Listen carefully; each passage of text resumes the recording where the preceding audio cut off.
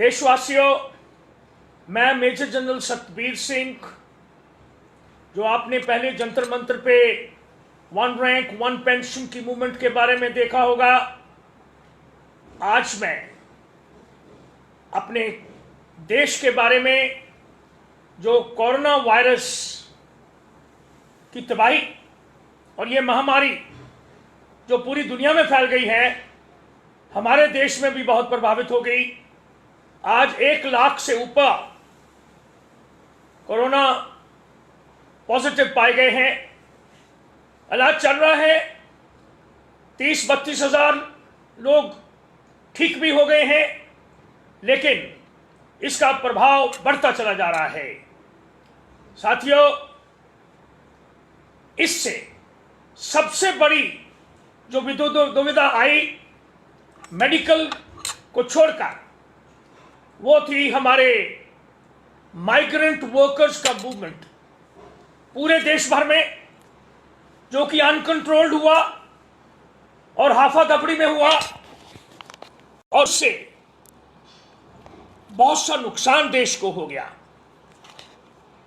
इससे कई हमारे वर्कर्स की मौतें भी गई, और उससे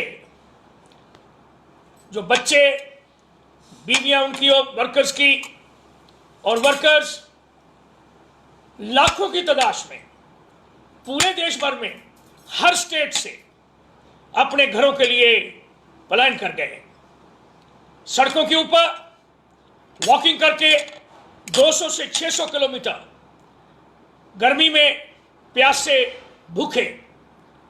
एक ऐसा सीन जो कि हमने सुना था कि जब भारत और पाकिस्तान का बंटवारा हुआ 1947 में, उस वक्त भी मूवमेंट हुई और बहुत दोनों देशों के लोगों को सहना पड़ा। इस दफा हमारे अपने देशवासी वर्कर्स थे। साथियों, ये क्यों हुआ? ये क्या रोका जा सकता था? हाँ, रोका जा सकता था। हमें इस महामारी के बारे में दिसंबर से पता लग गया, लेकिन हमारे देश में 19 मार्च से या 2-3 दिन पहले इसके बारे में कार्रवाई शुरू हुई, और अगले 2-3 दिन में ये वर्कर्स पलायन करनी शुरू कर दी रोडों के ऊपर। सुबह देखा तो दिल्ली के बॉर्डर, बाकी जगह के बॉर्डर, राजस्थान के बॉर्डर, हरियाणा के बॉर्डर, यूपी पे बॉर्डर, एक हजारों की तादादों में लोग सड़कों के ऊपर मूवमेंट कर रहे थे। क्या हमारे डिस्ट्रिक्ट्स जो थे,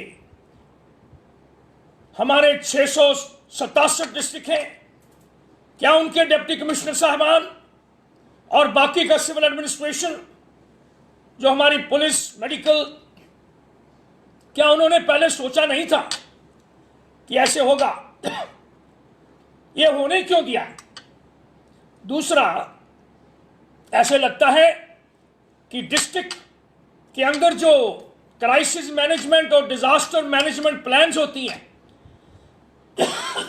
उसके बारे में जो उनकी एसओपीज बनी हुई हैं, कहां गई? उनका अभ्यास और उनका लागू करना किधर गया? और जो ये वर्कर्स काम कर रहे थे, उनके मालिक और बाकी मिलकर इसके बारे में क्यों नहीं सोचा गया?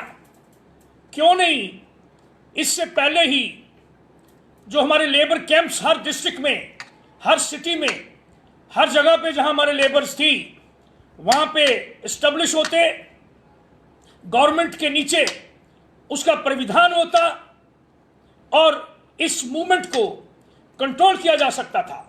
अगर अभी 1 मई से लेकर अभी तक अगर इतने लाखों लोगों को ट्रेनों में मूव कर दिया, इतनी बसें जिसका तादाद बहुत ज्यादा है, उससे भी मूवमेंट कर दी, और ऐसे लगा कि कोई 19 लाख या उससे ज्यादा लोग मूवमेंट करके इन वजहों से, इन साधनों से अपने गांव में पहुंचाने के लिए कोशिश की जा रही है और हो रही है।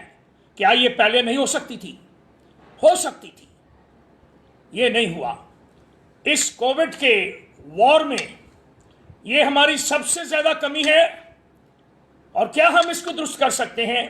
अभी जो हो गया वो तो हो गया है, लेकिन अभी से कोशिश ये होनी चाहिए कि जो वर्कर्स रह गए हैं उनको वहीं पे रखें और उनका ठीक तरह से एडमिनिस्ट्रेशन हो, और साथ में जो मूवमेंट हो तो कंट्रोल्ड मूवमेंट हो, मैनेज की हुई मूवमेंट हो, और ठीक समय पे मूवमेंट हो, और ठीक जगह पे पहुंचाई जाए, और उनको घरों तक छोड़ा जाए।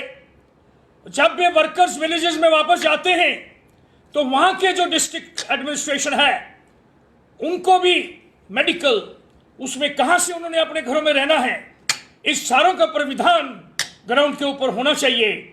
तभी पूरा देश मिलकर, इसमें सिर्फ गवर्नमेंट ही नहीं, जो कॉर्पोरेट सेक्टर है, जो प्राइवेट सेक्टर है, जो पब्लिक सेक्टर है, जो लोग हैं, जो ऑर्गेनाइजेशंस हैं, जो एनजीओज हैं, और सारे मिल जाए और भारत सरकार का और स्टेट की सरकारों का एक तालमेल बैठे, और फिर हम अपनी पूरी पॉपुलेशन मूवमेंट को ठीक तरह से उनके घर में पहुंचाएं, सेफ रखें। मेडिकल जो अथॉरिटीज हैं उनको अपनी रिसर्च डेवलपमेंट को जल्दी से जल्दी इसका क्योर, इसके वैक्सीन और इसका ट्रीटमेंट वो ढूंढें। कोई ऐसी चीज नहीं रही दुनिया में जिसका इलाज नहीं किया जा सकता था। तो मेरा गुजारिश है कि हमारी मेडिकल रिसर्च टीमें, देश को रिक्वेस्ट है कि गवर्नमेंट ज्यादा से ज्यादा पैसा रिसर्च और डेवलपमेंट में लगाकर जो इक्विपमेंट चाहिए, जो नए बनने हैं आधुनिक, जो बाहर से आने हैं, वेंटिलेटर कह लो या कुछ कह लो, जो हमारे डोनेशंस आए हैं उनको जल्दी से जल्दी पूरी तरह से खर्च कर दें और पूरे सामान लाकर अपनी जान की हिफाजत करें। जान और माल ये देश की पूंजी है।